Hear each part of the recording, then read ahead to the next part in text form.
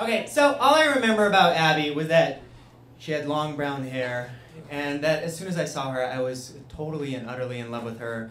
And what I remember best about her was that she wanted nothing to do with me. It was 1997, and I was 8 years old, and this was my first time in America. My English was really, really, really bad, and I studied some English and Russian in first grade, but we learned from these Soviet textbooks that were maybe from the 50s or 60s, and most of the lessons were something along the lines of, "Comrade, what time do you take tea?" Or, "Could you please point out the way to the red square?"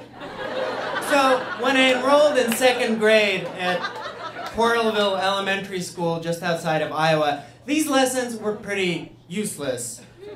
They were especially useless when it came to wooing Abby, because there are only so many times that I could ask her out to take tea with me, and there are only so many times that I could take to get rejected. So Abby ended up being my incentive to learn English. But I didn't want to waste time. You know, there are other guys out there, so I thought actions speak louder than words, and gifts speak louder than actions. So every morning on my way to school, I would walk by her house and I would put a chocolate bar in her mailbox. And I did this for about a week, and I didn't leave any notes, but I was like, you know, chocolates, Russian boy, take tea with me, chocolates. She put the two and two together. She ignored me. She didn't do anything. So I found a confidant in Mrs. Brown, my second grade homeroom teacher, who was like the nicest Iowan woman in her mid-70s. And every 2 weeks she'd give the second graders assigned seating. So one day I approached her after class and I was like, "Mrs. Brown, I am in love with Abby and you have got to put me next to her." So Mrs. Brown says, "I'll see what I can do." And the next morning I come into school and oh my God, I'm seated next to Abby. And I'm thinking, this is my big break. My English has gotten better. This is going to be 2 weeks of like flirting and conversation and like the start of an endless romance. We get our worksheets and Abby's all business, and we finish the worksheet and she turns to her friends across the room and turns her back to me. And you know what? I'm kind of okay with that. Like, I'm kind of getting over Abby because my English is getting good and I'm making friends with all the other second graders. And maybe I've accepted that things with Abby aren't going to work out. But then, in the late fall, we have an in-school field trip to the gym, to the school gym. Because there's a performance by a string quartet that's happening in the school gym for the second graders. So all the second graders file down to the gym, and we all sit in a semicircle around these string players, and we all sit, you know, cross-legged on the floor, and I make sure to pick a position that's right underneath the first violinist, but still really close to Abby. And then the string section starts playing, and it's this really moving piece, and I'm thinking, holy shit, this is it. This is the chance I've been waiting for. This is my big break, because if I just show Abby how sensitive I am, if I'm moved by this music, she will totally fall for me. And I'm looking up at the first violinist, and I'm trying so hard to force tears, and I'm trying so hard to force tears, and then the tears come, and then I'm crying, and then I'm weeping, and then I'm sobbing, and my body's shaking. I can't control the crying once I've started crying. And I'm sitting right under the first chair violinist, and you know, he's playing and he's looking down at me.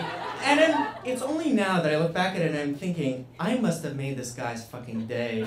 He is playing to this like group of 28-year-olds who are like picking their nose and like shuffling around and talking to their friends, and then there's this one who is looking up at him, cathartically sobbing.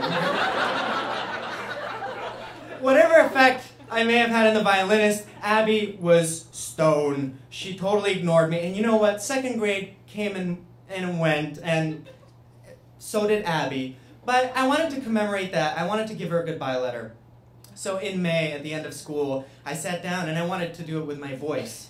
So I sat down with my mom's little tape recorder and I put on this fake like 50s crooner voice. You know, like when in 50s songs they have like the bridge and then the guy drops his voice down an octave. So I sit down with my mom's tape recorder and I say, "Abby, I loved you, but you broke my heart. And now I'm going back to Russia, and I will never see you. Goodbye." And I spent like 2 hours getting this letter just right. And the experience proves to be so therapeutic that I don't need to give her the tape, and I lose track of the tape, and I go back to Russia, and I move on. And then like a year later, I come home from school in Russia, I come home from school to our apartment, and I open the door, and I hear the sound, and my heart sinks immediately because I immediately recognize the sound of my voice. And I walk to the living room, and I walk into the living room and I see my parents hysterically laughing by the stereo, and out of the stereo speakers I hear, "Abby, I love you, but you broke my heart and I'm going back to Russia. Goodbye." And it's so loud, my parents don't even notice that I'm in the room and they're replaying the tape. And finally, my dad looks over at me and he looks at me and I look at him and he sees the betrayal in my eyes. And I look at him and I'm speechless and he's speechless and he just turns off the stereo. And he's gathering himself. And I'm like gathering for the kill. And he looks at me and he just says, "You know, your English was really good." Thank you.